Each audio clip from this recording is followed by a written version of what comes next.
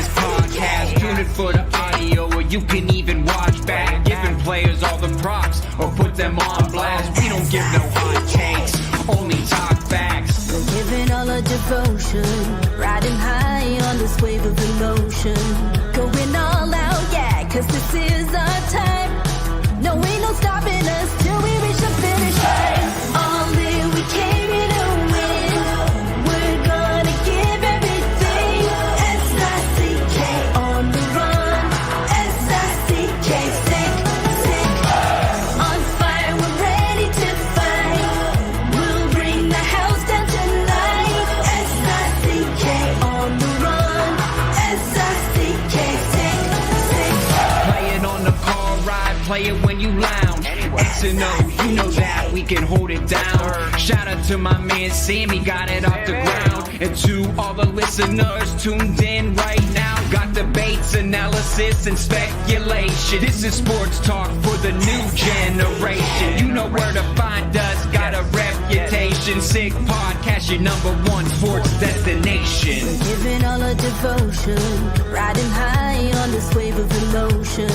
Going all out, yeah, cause this is our time.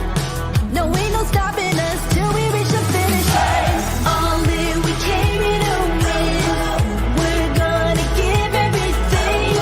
S-I-C-K on the run. S-I-C-K, sick, sick. On fire, we're ready to fight. We'll bring the house down tonight. S-I-C-K on the run. S-I-C-K, sick, sick. S-I-C-K is the sickest podcast. Tune in for the audio, or you can even watch back. Giving players all the props, or put them on blast. We don't give no hot takes, only talk back. S-I-C-K, S-I-C-K, S-I-C-K, S-I-C-K, S-I-C-K, S-I-C-K, S-I-C-K. All in, we came here to win.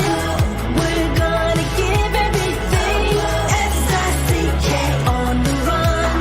S-I-C-K, sick, sick. S-I-C-K is the sickest podcast. Tune in for the audio, or you can even watch back. Giving players all the props, or put them on blast. We don't give no hot takes, only talk facts. We're giving all our devotion, riding high on this wave of emotion. Going all out, yeah, cause this is our time. No, ain't no stopping us till we reach the finish line. All in, we came here to win. We're gonna give everything. S-I-C-K on the run. S-I-C-K, sick, sick. On fire, we're ready to fight. We'll bring the house down tonight. S-I-C-K on the run. S-I-C-K, sick, sick. Play it on the car ride, play it when you lounge. X and O, you know that we can hold it down. Shout out to my man Sammy, got it off the ground. And to all the listeners tuned in right now, got debates, analysis, and speculation. This is sports talk for the new generation. You know where to find us, got a reputation. Sick podcast, your #1 sports destination. Giving all our devotion, riding high on this wave of emotion. Going all out, yeah, cause this is our time.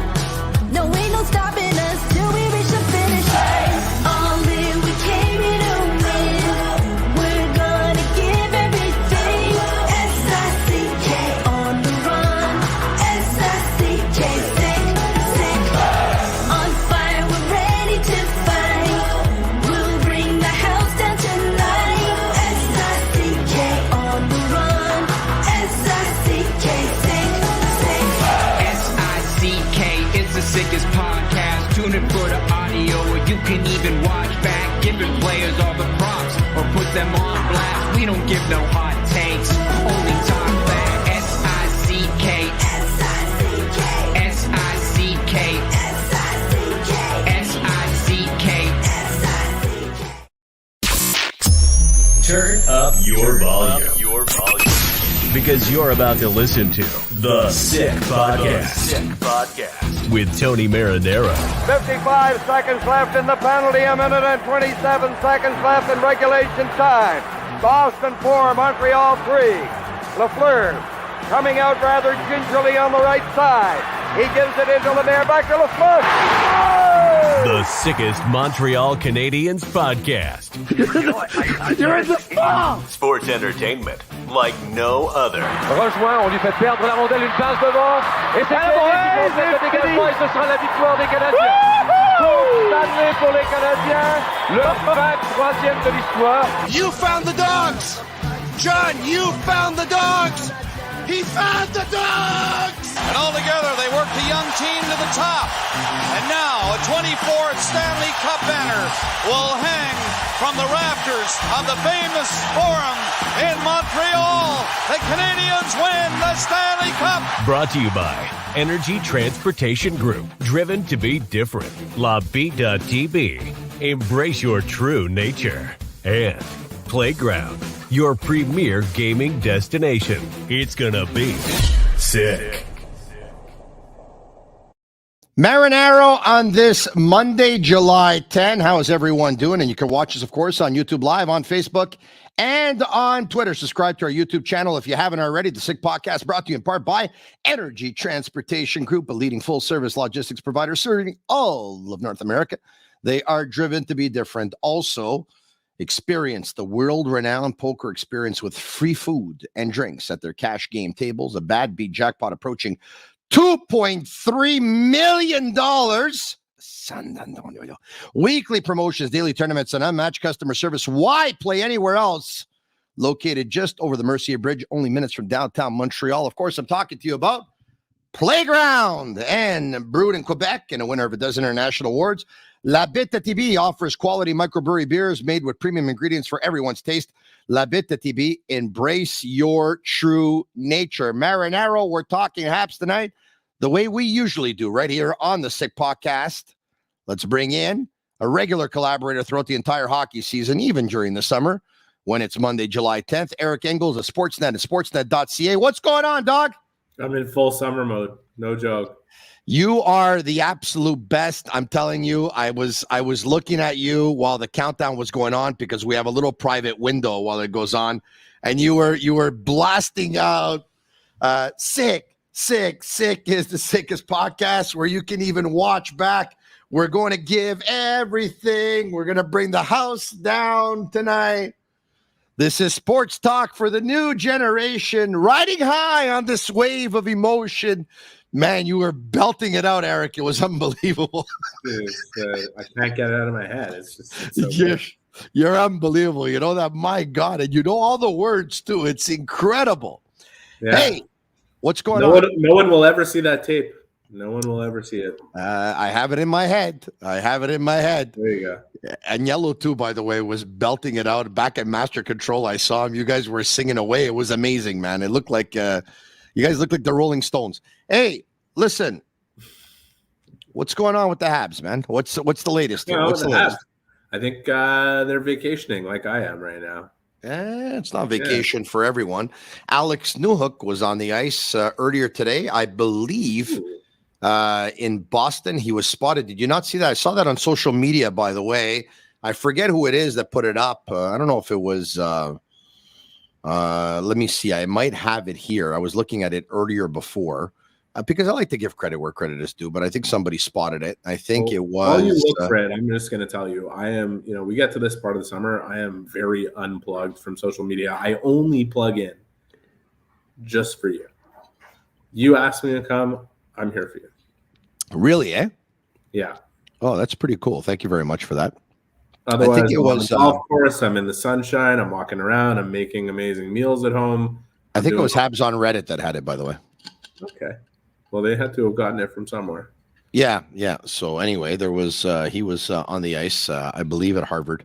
I would expect most people are on the ice right now. A lot of NHL hockey players getting ready for the next season. It's never too early for them. Yeah, one of the things we put up earlier this morning, we put up a little graphic, if we can bring it up, and I think that will be the topic of conversation tonight, because we never really had a show yet where we took a look at the body of work thus far in the summer. And by the way, these are notable off-season moves, and not all the off-season moves, of course not, because you'll notice that on this chart, Anthony Richard being let go is missing, and Anderson being picked up is not there, and stuff like that. But for the most part, the Mitchell Stevens signing here. You don't see the Mitchell Stevens signing, which was announced earlier today. But signed and acquired David Reinbacher, Raphael RV Pinard, Alex Newhook, Michael Pezzetta, Cole Caulfield, Sean Monahan. Of course, everyone knows by now that David Reinbacher was the Canadiens' pick, 5th overall in the draft. The rest are obviously pro players, and they weren't draft players. And the players that were lost were Joel Edmondson, that was traded. Not really lost because he was traded, but Jonathan Drouin, they made him walk, and he signed with the Colorado Avalanche. And Alex Belzile, they did the same, and he ended up signing on with the New York Rangers. Belzile wanted the same deal that Pezzetta ultimately got. He wanted a 2-year contract on a one-way. And so one of the things that we can talk about, which we haven't talked about yet, was the right move made if you were going to bring back one of the 2 players and slot them in on your 4th line? Was the right move to choose Pezzetta over Belzile? Yes or no? Because I'd be willing to bet that there's 2 sectors of the media that cover this fan base. One sector will say, yes, it was the right move. And the other sector will say, no, it was the wrong move. As a matter of fact, they're not going to say, no, it was the wrong move. They're going to say, ben voyons donc. Simonac, c'est pas normal, là. C'est pas bonne décision qu'ils ont pris, là, Eric, là. You know, it's July 10th when people are arguing about Belzile versus Pezzetta. Ben oui. Like, it tells you the depth of passion in this marketplace that this. C'est la passion. If you're not the first person bringing this up, yes, that really tells you all about this market here. Belzile, là. C'est un gars de chez nous, là. C'est un gars de chez nous. Tu peux pas passer à travers des gars de chez nous, là. C'est un gars qui, il a grandi au Québec, là. Il veut jouer pour le Canadien, là. Look, il met du cœur au ventre, là, Eric. Là. Du cœur au ventre, Eric. Yeah, we're not talking about 2 players who fill the same mandate. One of them makes his teammates a little taller and a little heavier the way he plays, and Michael Pezzetta, and is a lot younger. The other is 31 years old and got a chance after there was a multitude of injuries with the Canadiens to show that he can be a useful NHL player.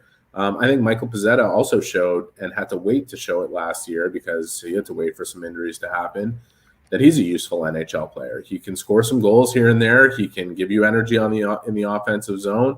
He can fight. He'll stand up for his teammates. He'll do the little things. And I think Alex Belzile is willing to do all those things too. Just he's 31 years old. One of the big things about the Canadiens offseason is really creating space.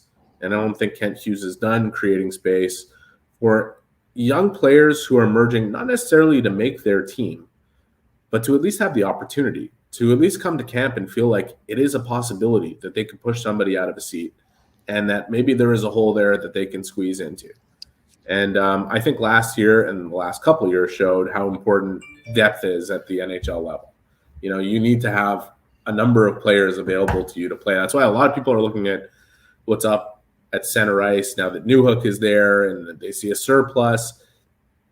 I don't see it as a surplus. I see it as like a kind of a happy problem to have. When it comes to the wing, there's definitely a surplus, and I think there could be a couple players going. So if we're talking about the players that could be going, Mike Hoffman is obviously the top guy that comes to mind. I think it would be really hard to move Yoel Army out. People will talk nonstop between now and camp about Christian Dvorak. I don't see an urgency with Dvorak. You're not just going to give away a center just to be able to create space. There is a certain element of asset management to that, and I don't think there's an urgency on Kent Hughes' behalf to give Christian Dvorak away the way some of the players we saw around the league get given away before the draft happened. Hold him, not only before the draft, hold him on at least to the deadline. Dangle him at the deadline if you want. Yeah, no, I just mean prior to this year's draft, we saw some players move for free to create space. For teams that were going to be players in free agency. Yeah, but Dvorak's there's no urgency with Dvorak. Yeah, he's a serviceable player. He's a good player. Kent Hughes isn't looking at his center ice position and saying we have too many guys.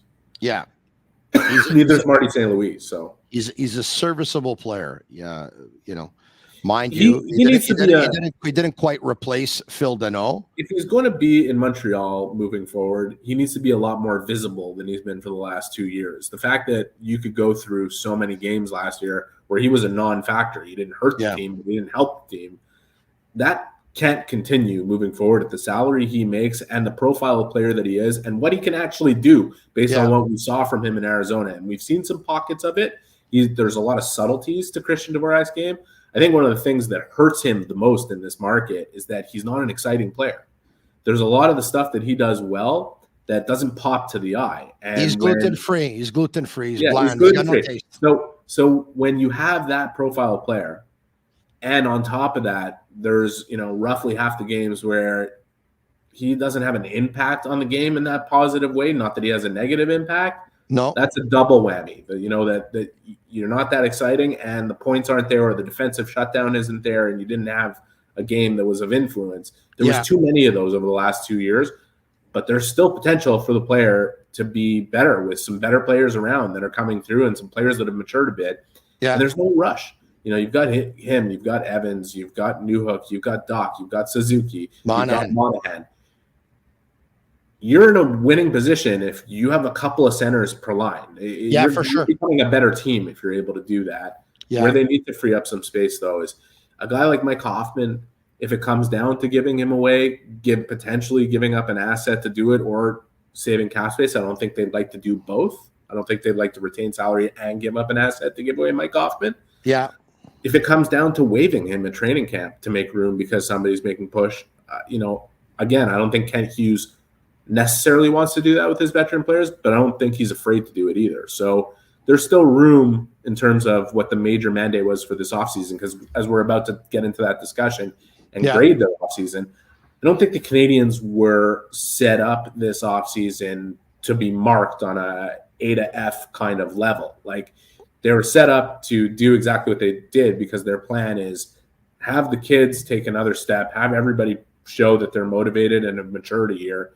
And some money is going to free up in a year from now, and the team is going to be more competitive, and there will be more of an incentive to go out there and make some sort of big splash decisions where you'd be sitting there saying, okay, how would we rate the big decisions that have been made? Because when you look at what's been done, it's not exactly major surgery here. So, and maybe people see that as a failure, but that's a part of the plan. So I'll personally drive Mike Hoffman to the airport. Unfortunately, no, I do not have a limousine.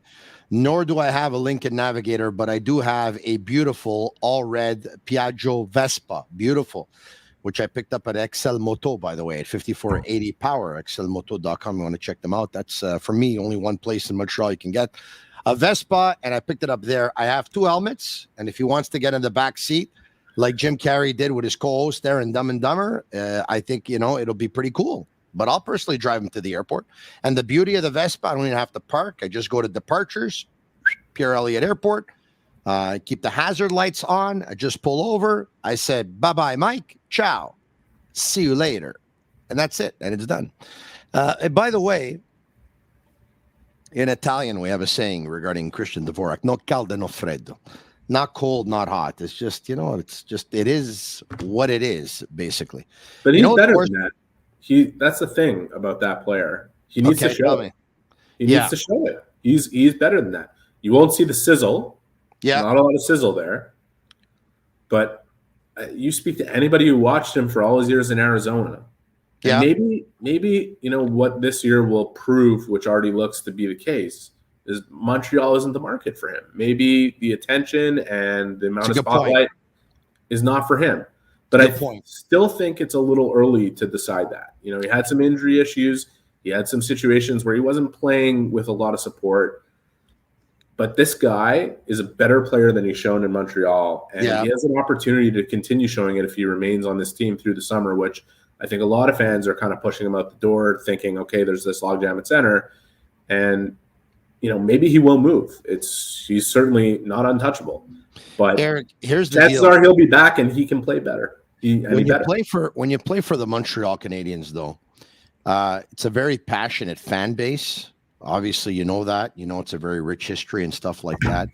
If you're able to bring some passion to the rink, you just on the passion alone, your game you might not be doing anything differently with your game, but if you play with passion, your game looks better.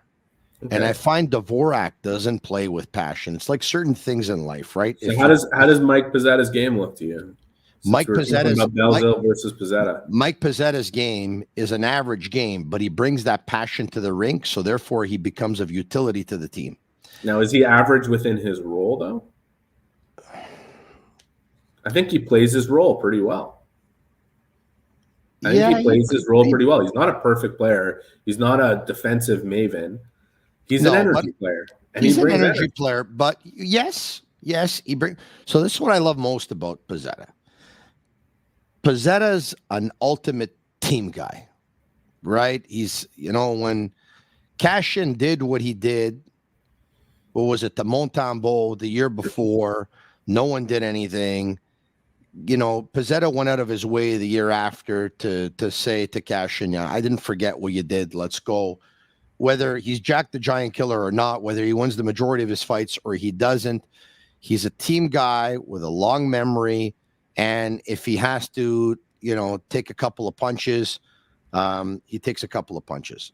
He's got a pretty good wrist shot. He's got some decent feet. If I was him, the element that I think he has to add to this game, and unfortunately I don't have a chart to show it or not, I may be actually, saying something completely off here. I think I'd like to see more hits. Watch, someone's going to come up with a stat where he probably has a lot of hits, but he's up there on the Canadians for sure. I find he can hit more and kind of change the momentum of a hockey game. But, we talked about Pezzetta versus Belzile before, and you talked about the age difference and all that stuff. But I'll tell you this. So, and I think we'll agree on this. Belzile's a better hockey player. But is he a better hockey player in the role that Michael Pezzetta is being asked to play? No. That's the thing. There you go. So I think and especially when you factor in the age. Yes. So I think what I'll say about Mike Pezzetta? Here's what I'll say about Mike Pezzetta. Every year that I've watched him with the Canadians, and I'm not talking about just the games that everybody watches, I'm at every practice, I see a player that's getting better. And I don't think he's done getting better. And he is a guy who works extremely hard at getting better. And he has a coach who's encouraging him to do some things that most other coaches or no other coaches have ever asked him to do. And he's proven capable of doing those things, and that's why he continued to play for Marty St. Louis. Yeah. And I think he got a little bit of a taste on the penalty kill last year. And if he can take on a little bit more, he becomes a more important role player on the team. I don't think the ceiling's very high, but I understand exactly what you're saying. I agree with what you're saying. He's never going to be more than a fourth line player. Yeah. But he can continuously, and he is showing that he is continuing to get better within the role that he's been assigned. Yeah. And that's what I like about Mike Pezzetta. Both players, by the way, I'm sure would, of course they want to play, but they're not going to disrupt the locker room if they would be the 13th man for one game. No, everybody loves those guys. 7 games, 8 games in a row. And I don't think it's going to affect their development, especially Belzile. Like Belzile's reached, he's reached the ceiling.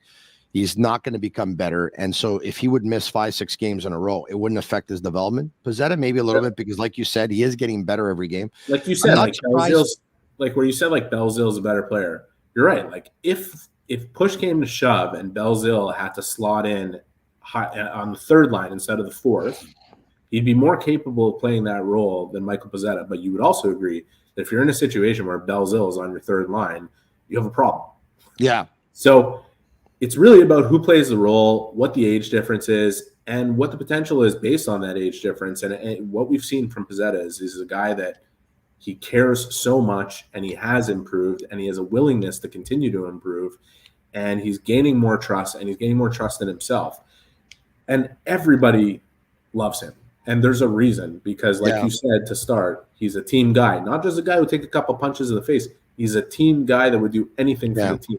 And Belzile is one of those guys too. He's a great insurance policy, because George Larac joined me last week, and let's face it, the Atlantic got tougher with Imama, it got tougher with Lucic, it got tougher with Ryan Reeves, And you'd have to think that Arbor Jack is probably going to have to answer the bell the upcoming season. He did last year, unfortunately, maybe too many times, and he got hurt in the process. But you don't want Jack Guy, and it doesn't happen all the time, and fighting's gone down, but you don't want him to do it all the time. Pezzetta's there in terms of a support system for him. So I think that's good. And by the way, I expected Pezzetta to be the one that was going to be signed and not Belzile. I talked about that last year on radio and television en français. So I'm not surprised by the move, but yeah, they were going to give a 2-year contract one way to one of them. And ultimately, like you said, they ended up giving it to the guy who's younger, the guy who plays a specific role, the guy who defends his teammates, and the guy who hasn't hit his ceiling yet and still continues to be a little bit better. I want to say something about Christian Dvorak, and it wasn't even my plan to talk about Dvorak tonight, but he came up, so let's talk about it. Why not? About anybody. It's not like we don't have time on our hands here. We got time. And one of the things that I said that hurts him is he doesn't play with passion for a team and a city that demands. I'm interrupting you, but I don't like that characterization. I think the problem, and I was trying to get to it before, is that there's no sizzle there, and it can come across as he's aloof or whatever. He cares. Believe me, he cares. He is passionate. It just doesn't pop in his play. It just doesn't show like a guy. It's not his style. I can't explain. It's hard to explain. I know a lot of people will look at it and say, oh, man, I wish he was more passionate. But his style of game is very subtle. It doesn't. When he's playing really well, you won't notice 3/4 of the things that he's doing well that make a difference.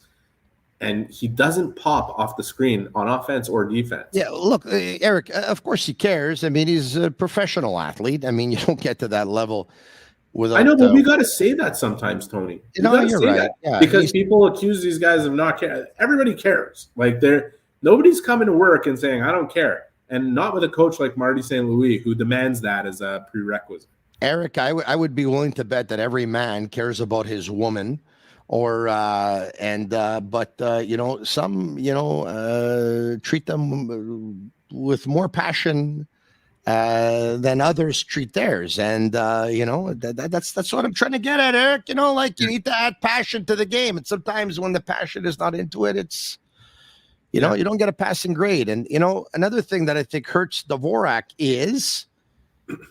He was brought in as the guy who was not going to replace Philip Deneau, but the guy who was going to do Deneau's job after Deneau walked off. And I could tell you, my buddy Rick Rossi is absolutely devastated, by the way, that the Montreal Canadiens let Phil Deneau walk. I was at his house last week, and he told me he couldn't sleep. He couldn't sleep because Phil Deneau is a Los Angeles King, and he said, Tony, the Los Angeles Kings are going to win the Stanley Cup with Phil Deneau. So there you have it. Do you know Rick Rossi, by the way? I don't. Yeah, well, many do, by the way. Should introduce him to you one day. But he's devastated that Phil Deneau is a Los Angeles King. He has not got over it. As a matter of fact, he hasn't got over it. Like I need to talk. Like I need to have daily talks with him to get over it. As you were talking about this, I was just looking at Christian Dvorak's stats. Like, I don't even think Canadiens fans would realize that. In his 2 years in Montreal, in the first, he had a 56-game season. He put up 33 points and had a face-off percentage win of 56.7. That's not bad. That's pretty good, actually. And the second year, 64 games, 10 goals, 28 points, 52% of the face-off dot. So over 50, around 30 points on an average, 31 points between those two seasons, and abridged seasons both times because he had injuries. In the 56 to 64 range. So basically half a point a game and over 50 in the dot. And that's pretty decent. That's pretty good. I know, but I don't think because of what we're talking about, because that sizzle isn't there, because when do you watch a game and you're like, did you see that play Dvorak made? Like nobody ever says that. No, it doesn't happen. They would not even, I don't think I would. I mean, I don't want to make any general statements, but I'd be really surprised if 50% of Montreal Canadiens fans could rattle off those stats and not be surprised that actually happened. And I think he can be better than that. I think he can be better than that, which would make up for, not having the sizzle. Because in Arizona, it was, 37, 38 points and 55% of the dot both years. Like, he was on the upswing before he came to Montreal. And whenever that Dano comparison, that was never a fair comparison. It was really more like he was going to replace Kakaniemi. He's never going to be Phil Dano. But that's what I'm talking about. There are just some little details in there. But regardless of whether they show or not, you cannot have 50% of your games look like nothing happens when you're on the ice. Whether it's good or bad, nothing happening, just having no impact on the outcome. So one of the players continue. So one of the players who was acquired, of course, was Alec Newhook for the 31st pick, the 37th pick, and Gianni Fairbrother. He's a guy that, you know, can play wing and can play center and might end up taking Christian Dvorak's role when all is said and done. We talked about him practicing earlier today when the Montreal Canadiens jersey at Harvard. And our buddy Anthony Martineau of TVA Sport says, based on his information, we're coming to a conclusion here, and there's going to be a contract. A contract is imminent between the Montreal Canadiens and Alex Newhook. What are we looking at, Eric? I can't really say for sure. I think, you know, Kent Hughes and the Canadiens know where the money is going to be on Newhook. The term is a question. You know, he's coming out of entry level. He has put up a certain amount of. I think he's coming out of entry level, right? I'm not mistaken on that. Might as well check. Yeah, I'll check. Yeah, just really quickly. I'm pretty sure it's entry level. Sorry, I haven't looked at it in a little bit, so I don't want to misspeak. Yeah, I would. So he's coming out of entry level. Okay. I think you're looking at a number that's likely going to be between $3 and $4 million, and the question is it going to be a deal like Doc's deal, where it's, you know, 3 years or 4 years, or is it going to be a 1 year deal? And like, I could understand if Alex Newhook would rather sign a 1 year deal. Market's going up, moving forward. He's going to be put in a premium position with the Canadiens to have better production than he did in Colorado, and he needs to take advantage of it. Will he bet on himself? You know, when Kirby Dach came here, the market was what it was. It was going to be stagnant for another 2 years, the cap I'm talking about. He was coming off a real high-pressure situation in Chicago where things didn't work out as well as people would hope for a third overall pick. You know, Kent Hughes gave him security. He took the burden of playing for a new contract off his plate. They put him on the wing and got him a chance to start generating some production and gain confidence to get back to center. And that was a really good situation for Dach based on what he had produced, you know, lesser numbers in Chicago. Yeah. And a really amazing one for the Canadiens based on what their projections were for the player and where they think he would go. I think that's the term that they're. I think that's the term they're targeting, Eric. I think they want to look at a 4 year deal from the. Yeah, if you're the Canadiens, it's perfect. If you believe in the potential of the player and you believe that he'll hit 3/4 of it over the term of a deal that's paying him between $3 and $4 million, of course, that's what you want to do. And you'll sell it the same way you did to Dach. We're going to take this pressure off your shoulders. We're going to give you security. You're going to come out of the deal at an age where you've got a lot of power on your side and an opportunity, if you do what you're supposed to do, to make a lot of money. And we'll still fill your pockets pretty well with a good amount of money. And we'll give you opportunity. So let's see where it goes. What do you think? 4 years, 4 years, $10 million? Yeah, I could see it being 3 years or 1 year. It'll all depend on how Newhook. It'll all depend on how Newhook is viewing his situation. And I got to tell you, if I were in his shoes, I'd bet on myself. I'd take a 1 year deal. I'd take a 1 year deal between 3 and 4 if that's what's on offer, and wait and see what happens. Maybe you show up at camp and you're playing with Caulfield and Suzuki, which, by the way, as I go through the Canadiens lines in my head, I could really see that being the start. I could really see Alex Newhook playing with Caulfield and Suzuki to start, just to see if there's a spark there, whatever it is, so that you can keep Kirby Dach on your second line with, you know, whoever you want to put there, whichever wingers you want. Maybe it'll be Raphael Harvey-Pinard with Suzuki and Caulfield, and Newhook will play with Dach. Either way, pretty good situation for all the players I just mentioned. So if I'm Newhook, I'm saying I'm going to have a better opportunity than I had in Colorado. These guys traded for me. They believe in me. I know Kent Hughes really well. I'm going to take a 1 year deal. and the market's going to increase next year and the year after that. And I'm gonna kill it. I'm gonna take advantage of every opportunity they give me. That's a possibility for sure. Another possibility is something that worked. And you have Suzuki, Caulfield, and you have Kirby Dach on the right. You can have Sean Monahan center your second line if you want. Yeah, it's nice to have options. And you can get Newhook on a third line with Dvorak, and they take turns at center. Or you could have Newhook centering the second line. I mean, let's be serious. Like Monahan is coming off a 25-game season and 2 surgeries and 3 surgeries in 3 years. And I don't know. I don't see Monahan handling 17 minutes a night up the middle. But that's the beauty of their situation. That's why when fans are kind of pounding the table saying, "Get rid of a center," what are you doing? Yeah, that's the value of having 6 centers. Like you can put Dach and Newhook together, or you can put Dach and Monahan together, or you can put Dach and Suzuki together. You have lefties, you have righties, you have people who can switch off in the faceoffs. Some nights you can line up with Suzuki, Dach, and Newhook up the middle as a 3-man punch.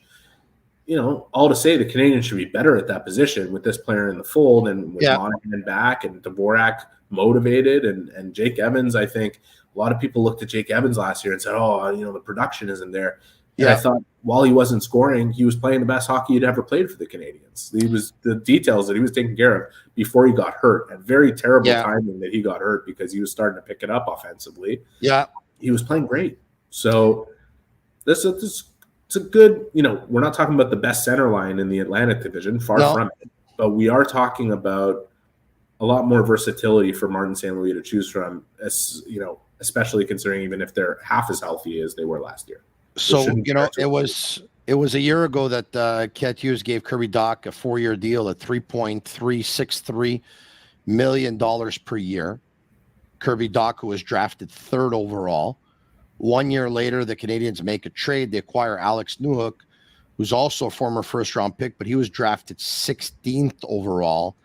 His numbers, his career high is 33 points. The number I gave you, I don't see Alex Newhook getting more than $3 million per season. On a multi-year deal. It depends how long the deal is, and we're talking about different market dynamics moving forward, and whether or not if they go beyond 4 years, if they're paying for unrestricted free agent years. There's a lot of things to factor into it, not to mention that Newhook comes over, I think, having produced a little bit more than Dach did, even though Dach's potential was probably a bit higher than Newhook's when he came over. So, I think it's safe to assume the number is probably going to be between $3 and $4 million. How long the deal is going to depend on a couple of things. I think you're right. I think Kent Hughes and Montreal would love. Sorry about that. My hair is important to me. Go ahead. Sorry, you. I'm sure you're right. I think the Canadiens would love to have him on a medium-term deal that pays him a very reasonable amount, and they get the potential of the player that they believe in. I think if you're Alex Newhook, like I said, bet on yourself. Bit of a different situation than Kirby Dach. Bet on yourself. Jonathan Drouin, really no surprise, eh? We saw this one coming from a mile away. A year ago, we knew that his future was not going to be with the Montreal Canadiens. But in the end, everyone knows it's the trade that didn't work out. Everyone knows that it was too much of a pressure situation for a guy coming home, and sometimes they thrive and sometimes they don't. And unfortunately, there was some injuries, there was some bad luck there for sure. At the end of the day, he didn't meet the expectations. But Drouin, a lot of before we get to the Colorado stuff, let's revisit the Montreal stuff. Yeah, because I would say this about Drouin. A lot of the bad, and there was plenty of it while he was in Montreal, he owns. I'm not sitting here. I think a lot of people saw me as a Drouin defender throughout the years. And it bothered me. It did bother me that when Jonathan Drouin played well, he didn't get the credit for it. And there were times where he played really well. Well, because it's not right. Whatever, it's not it's because everyone expected him to have to play well, right? I understand. He arrived here, and before he even stepped foot into the Bell Center, there was a 3-page contract which had him paid $33 million over the next 6 years that he signed before even lacing up He his also, skates. So. he also spent like his first day as a Canadian walking around old Montreal with the Canadians and their camera crew, asking fans what they think Jonathan Drouin will put up as points in his first season, and people were saying 50 goals. And he was sitting there like, oh, okay, that's like, and half of them didn't recognize that it was actually him asking them the question. I don't know if you remember that video. Yeah, I do. It was funny. Actually. Yes, it was very well done by the Canadians. I want to say a bunch of things about Drouin, and I'm prefacing it by saying the bad with Drouin, there was plenty of it, he owns. Yes. He played the biggest role in it. Were there other factors in it, from injuries to the way he was handled to the positions he was put in? Absolutely. But he owns it. And one thing I respect about Jonathan Drouin is he always owned it with us. And he faced a lot of fucking hard questions, man. Like, honestly, on a daily basis. And whenever something was going wrong, and whenever he was in the shit, he was asked for by media members, and he showed up and he answered those questions. That's true. I always respected that about him. Yeah, that's true. But I also felt what was unfair throughout a lot of the portion that he was here when he played well. He went through periods where, okay, he wasn't scoring goals, but he was scoring over an assist a game.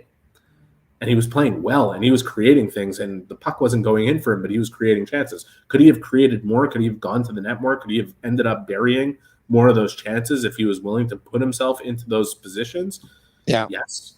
Was he playing like an absolute dog that he was being treated like half the time? No. There was a lot about Drouin that it was just a really hard situation for him in Montreal. Yeah. For me, what we're talking about. The Drouin situation is simple. I see it's pretty simple anyway. I could be wrong, but I have an opinion on it, so I'm going to give it to you. We see this all the time. We see players that play a sport that up until a certain age, they're so much better than everyone else because they got talent coming out of their ears.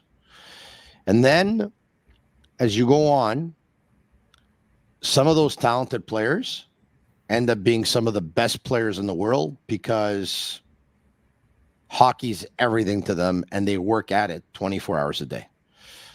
Others don't work as hard because they have so much talent that if they rely on that talent, they belong. They won't elevate and they'll no longer be dominant, but they can play. And based on what I think and I kind of know and I kind of hear, Drouin is not the hardest worker in the world. And when you end up playing in the best league in the world, where the gap is no longer as big as it was when you were playing junior hockey, where you were so much better than the next tier of players, if you're not working very, very hard, you'll end up becoming pretty average. So I think there's some validity in that. I think there's some validity in that perception. And I think even if there wasn't validity in that perception, Jonathan Drouin's time in Montreal lent to the inference anybody would make that speaks to exactly what you're saying. Okay. But I would also say, why is that? Like, what's behind that? Because we are talking about a player that, without exaggeration, is the most passionate about hockey in that locker room. The guy who watches the most, ask any player in the Canadiens room. He knows a lot about it. Watches the most hockey, the guy who pays attention the most to the tendencies and all that. And I think what's behind what you're saying, where that work ethic never met the talent, because like when we talk about it, and you talk about the success of the best players in the world, Sidney Crosby is the model example. At a point, or at a 10-year point, he was the most talented player in the world, and he was also the hardest working player in the world. Nathan McKinnon's pretty hard worker as well, and I feel comfortable in saying that Connor Bedard will be talking about that for the next 10 years as well. McDavid is too, and McKinnon, it took him 3 years to really understand how much deeper he needed to dig. And Drouin never quite was able to match those two things on the axis, right? Like, yeah. And I think he's an emotional guy, and he's had crises of confidence, and he's had injuries, and he had his issues with anxiety, which he was very forward about. And I think all those are factors in what becomes kind of a visual that we take from his play, that, oh, you know, here's a guy with all the talent and he doesn't work quite. But, you know, I'm, and maybe it's my job as a reporter, and what I think about is why? Like, what's behind that? Because when we're talking about a player who we know cares about the game so much, a guy who goes to the outdoor rinks when he's on vacation, like, but working hard, Eric, it's hard to understand why it isn't there, right? Like, it's hard. Working hard is painful, Eric. There's a lot of blood, there's a lot of sweat, and there's a lot of tears in working hard, right? And you know, like, but you need to believe in yourself too, and you need to have the confidence that you can push yourself to another level, and you need to have a certain voice that shuts down that voice of doubt in your head. And I think Jonathan is still a young guy. He's not a young player anymore based on his experience, but he's a young guy. And for most of his time in Montreal, he was a young guy. And I think just those things never matched up. But I will say that if he was going to get another opportunity in the NHL, it's the perfect one. The one he has right now is the best one. And perfect. People will talk about him and McKinnon. Take a look at the Avalanche roster, okay? It's not a rush to get Jonathan Drouin next to Nathan McKinnon in the lineup. But having McKinnon around to be a voice that helps quiet some of the doubt in this kid's head. Having McKinnon around to say, I know how fucking good you are, and I'm going to push you to the limit. Yeah. I think that could inspire some of the greatness that we know Jonathan Drouin actually possesses, because the talent is through the roof. I think that's pretty interesting what you're saying, because I'm not so sure he had a teammate in Montreal that understood him to that level. To that level, and because look, they had players in Montreal that could basically look him in the eyes right up against the wall and say, I don't think you're bringing it, and I'm not happy with you, type of thing. They had those players. Yeah. But a player that has as much skill or more than him, who's been there with him, who went through that grind with him, who had success with him, who's turned out being a star in the league and won a cup. They don't have a Nathan McKinnon who went through everything he went through, and with Drouin can look him in the eyes and say, John, man, you and I, we've got the battle together. I know you're better than what you're showing me, man. Let's go, man. I mean, take the way you're saying it is important, though. Like, there's different types of reinforcement, and it works for different. Some players need to be told they're shit to play well. Some players just need that. They just need somebody in their face saying, "Where are you? Wake up." And some players need to be talked to in a manner that's like, I know how good you are. You know how good you are. And I know what you can do. And we're going to push you to this level. Like, but here's something else. Don't sit here feeling sorry for it. I will tell you one thing about Jonathan Drouin. Yeah. No matter what anybody said to him in that room, he always knew the truth about his game. He always he does. Yeah, of course he does. No, he's always been honest with himself. He was very too hard on himself at times, much like Max Pacioretty before that. Like, I just think he's in a place now where he has somebody who knows him that well, and he's being given an opportunity outside of this situation in Montreal. You clearly needed a change, and everybody would understand why. Yeah. And I think there's a lot of people who have justifiably given up on the player ever hitting his potential. I would suggest that he still has it in him to be much better than what he showed in his time in Montreal. And if he's able to do that, I think it would be a very compelling and excellent story that I would love to cover. And I'm sure anybody else who knows Jonathan and who has asked him those hard questions and seen him stand up to that noise and that music and face it every day. Yeah. I would love to see him go and kill it. It would be great. Here's a big difference too. In Colorado, he could end up being the 6th best player on a night. It will be good enough for the fan base, and it will be good enough for the coaching staff, and it will be good enough for everyone. It's very well said. So McKinnon could play better than him. Landeskog can play better than him. Well, Landeskog won't be playing, but yeah. No, he won't because he's out with that knee injury. You're right. Rantanen and go through the list. Rantanen can play better than him.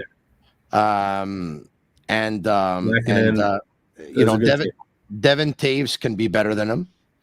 And Cale Makar can be better than him. And maybe even Ryan Johansson can be better than him. He can end up being the 5th or 6th best player.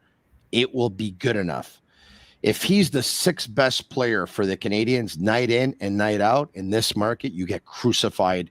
If you're Jonathan Drouin, you're from here, you're a first-round pick, you're 3rd overall. They traded Sergachev for you, and you signed the 6-year, $33 million contract before you stepped He was on the cross almost every night. Yeah, that's it. It's very well said. Yeah. Listen, I'm not just another pretty face, Like, I know what I'm talking about, Eric. Or sparkling, shiny hair. Thank you. Thank you very much.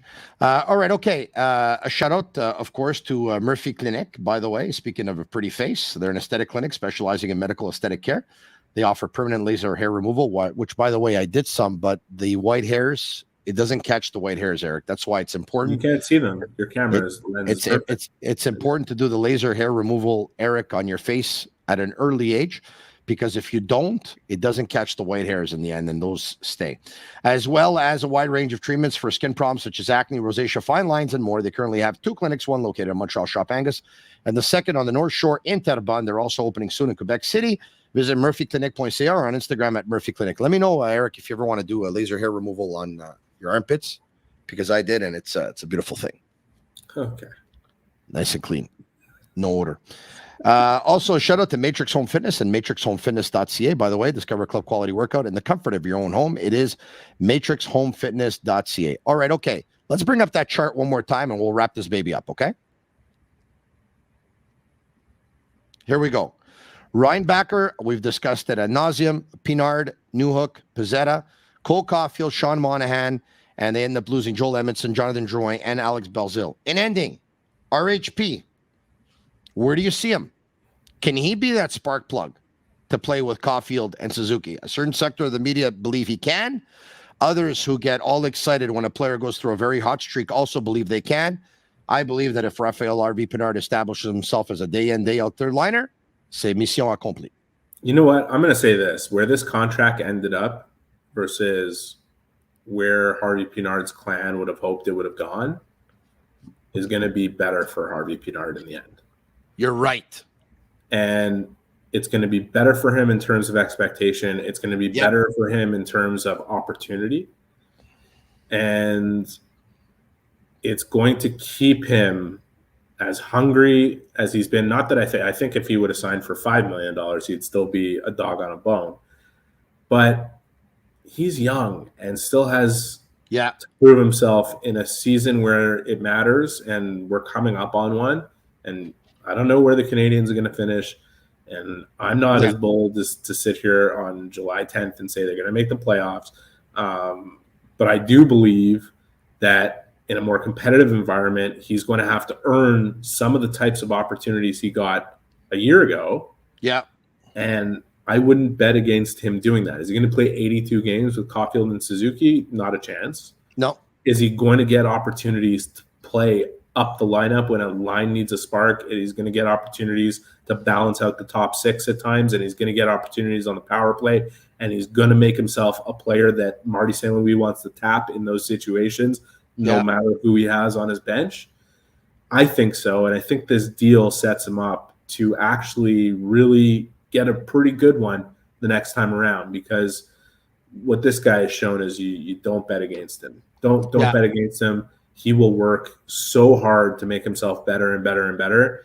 And he has ability. He has unheralded ability, and not just ability that, because everybody was hurt and he got to play 40 games with Suzuki. And this guy earned everything he got a year ago, even though he was put in a premium position because of it. He didn't turn the contract thing into a mess, which he easily could have, and changed his standing within the team.